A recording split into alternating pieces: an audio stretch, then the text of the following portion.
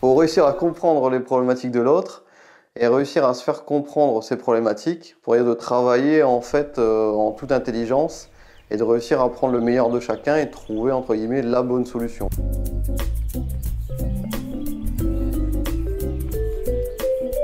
On a fait de l'EFC sans parler d'EFC en fait.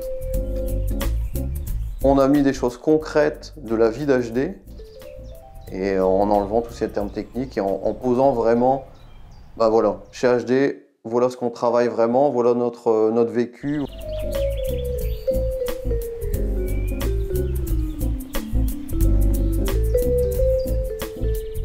Et puis, quel est votre ressenti par rapport à ça en fait?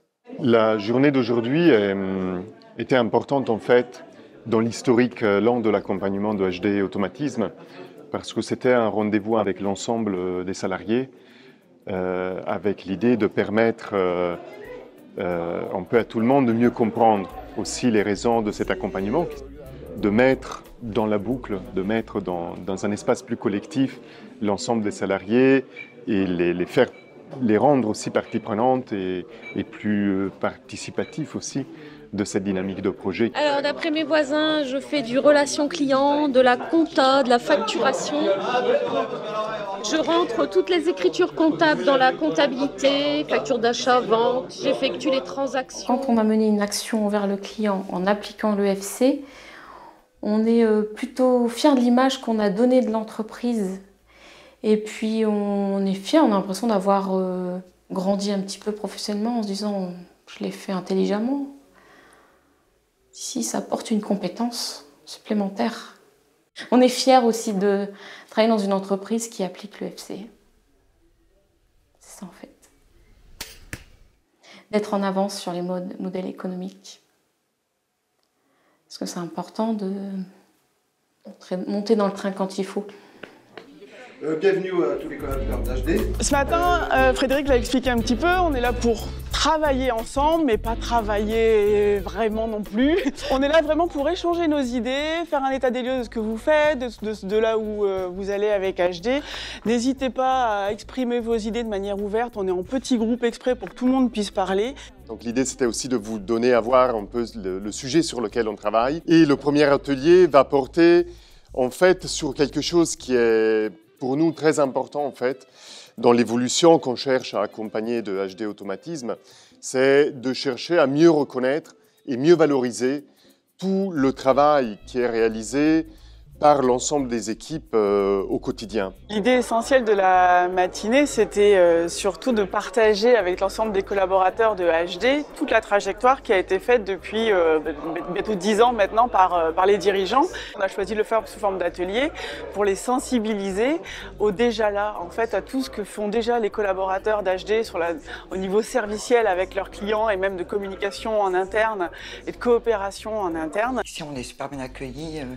Tout le monde parle, tout le monde, il n'y a pas de distance sociale, il n'y a pas de barrière en fait. Il n'y a pas de barrière, on peut très bien boire le café avec un employé de l'atelier comme avec le patron, quoi. Il n'y a pas de barrière. Tout le monde a remarqué le travail que je faisais et ça, c'est très bien aussi. Comment on vous le fait remarquer, si je peux me permettre? On me dit ça sent bon, maintenant c'est bien, c'est propre, toutes des petites choses comme ça qui sont agréables à entendre. Je ne sais plus comment ça s'est fait, je pense que ça a commencé avec le CJD et après Frédéric est entré au Club Noé. Et quand il me parlait de l'économie de la fonctionnalité au début, je ne comprenais rien du tout. Si, ça a changé plein de choses, plein de choses, on a déjà vraiment beaucoup plus travaillé dans la coopération. On a tout mis à plat en fait, il n'y a pas un chef, des sous-chefs et puis un qui exécute. La façon de travailler est complètement changée, mais souvent de toute façon on nous demande ce que ça change, on ne sait pas l'expliquer, on ne le voit même plus. On a quand même, je pense maintenant, avec 10 ans de recul sur la partie économie de la fonctionnalité, on commence, au bout de 10 ans, à avoir vraiment des choses qui sont parlante et qu'on sait vendre à nos clients, partenaires. Pour moi, c'est un point hyper important dans le boulot que je fais au quotidien et puis pour l'avenir de la boîte aussi. Il y a aussi ça qui compte. C'est comment on développe d'autres modèles dans les années qui arrivent. C'est aussi ça fait partie aussi de mon boulot, quoi. Au niveau logistique, si on a le matériel en stock. Après, en fait, le diagnostic, si jamais malheureusement ça ne va pas d'accord. En plus, vous lui proposez une prestation qui est plus sur du long terme. Vous voyez ? Une question de confiance. J'avais pas forcément vu effectivement cet aspect de l'EFC que je connaissais pas. Ça fait 1 an et demi que je suis un petit peu plus mis dans cette boucle-là, sur les façons de travailler et justement quotidiennement en fait on échange notamment avec Karine sur la partie comptabilité et facturation. Quand je suis amenée à faire des chiffrages. Quand avec Hermeline on avait appliqué l'EFC justement dans l'urgence du client, à la fin, quand tout était réglé et que le client avait passé sa commande, en étant content qu'on vienne le lendemain, etc., on s'était dit oh, « Regarde, on l'a appliqué, on avait repris le devis où on avait noté le truc et oh, on l'a appliqué, c'est super !» On était vachement fiers de nous deux. C'est vrai que Sandro, il en parle souvent et du coup, on l'enregistre quand il dit que tout a une valeur. Parce je suis non productive quelque part. J'arrête avec ce terme parce que je m'aperçois que non. Ce qu'on fait a toujours une valeur. Et il n'arrête pas de dire qu'il faut toujours valoriser. Et c'était ce qu'on avait fait à ce moment-là, c'est qu'on avait valorisé le travail d'Hermeline, de devoir rebouger tout le planning, etc. Et que pour le client aussi, ça avait une valeur. La valeur de pouvoir reprendre sa production, en fait.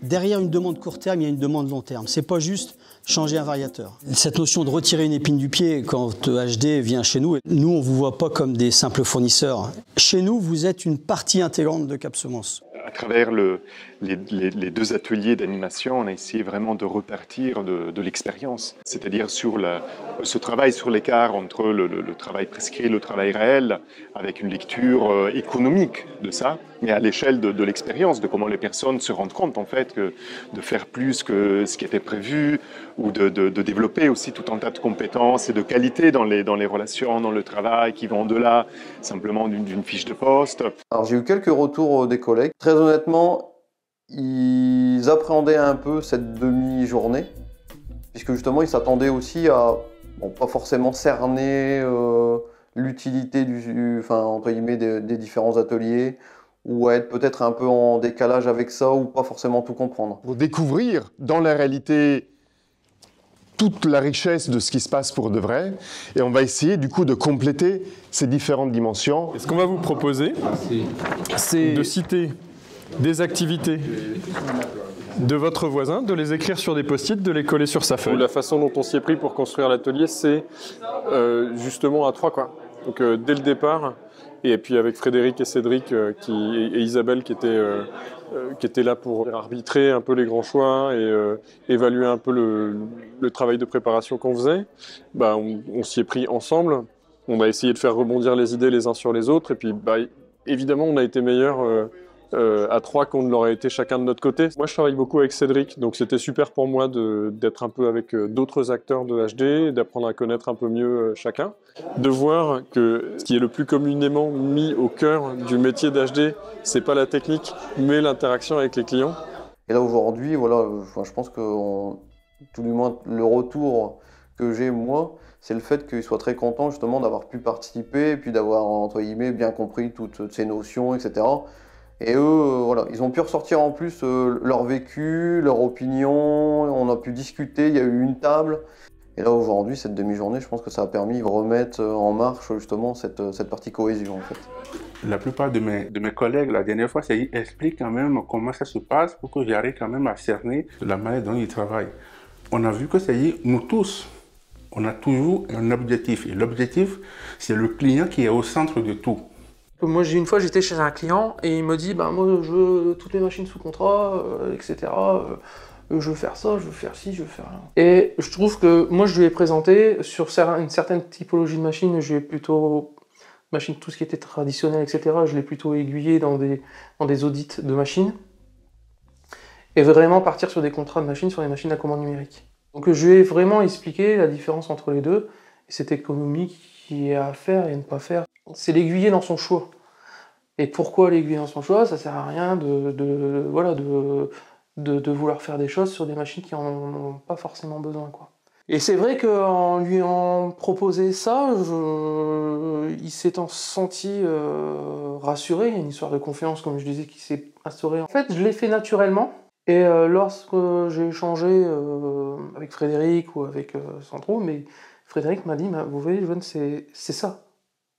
C'est ça le FC. Sur la partie, sur ce qu'est le FC, sans rentrer trop dans les détails, c'est vrai que ce qui est intéressant, c'est plus la manière d'aborder le besoin du client, c'est-à-dire on répond pas comme les autres concurrents pourraient répondre, comme ce que je disais par exemple, où il y a plein de plateformes qui vont juste prendre une référence et répondre uniquement par un prix. Et voilà, nous, ce qui est intéressant dans la démarche UFC, c'est que c'est une manière de se différencier en fait de la concurrence. C'est cette question de reconnaissance, de comment on fait reconnaître ça, comment on le communique, comment... Ils réalisent très vite qu'ils ont cette dimension de conseil, qu'ils ont une vraie volonté commune de servir le client avant tout et pas juste de faire du dépannage. Et donc il y a déjà des choses qui ont bien germé en interne et qu'ils ont envie aussi d'aller plus loin. Donc ça c'est très, très enrichissant. Je travaille avec Christophe. Quand il était une fois, on était sur 2 interventions différentes à quelques kilomètres l'un de l'autre. Il m'a appelé, j'ai fini mon intervention, il m'a appelé, j'étais retourné avec lui pour aller l'aider. Parce qu'il n'arrivait pas à tirer une table, donc je suis monté là-bas. J'ai fait une demi-heure de route et puis je suis arrivé chez lui. C'est le boulot qui me plaît, c'est valorisant d'aller voir avec le collègue et puis de l'aider. Ça permet de faire une bonne entente et une bonne cohésion entre un groupe. Je trouve que déjà que toute la matinée s'est très bien déroulée avec comme ça, beaucoup d'implication, beaucoup de participation. Donc... On en a 2 dans le plateau. Techniquement, on en a 2 dans le plateau. On en a 2. Dans la relation vraiment oui. Ouais, voilà.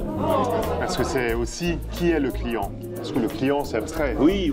L'opérateur, c'est pas la même chose que l'acheteur qui va être en relation avec. C'était très chouette, comme ça, à vivre. Et on sent aussi une convivialité, un plaisir aussi à être ensemble, à faire des choses ensemble qui règnent dans l'entreprise. Donc ça, c'est aussi un moment de révélation.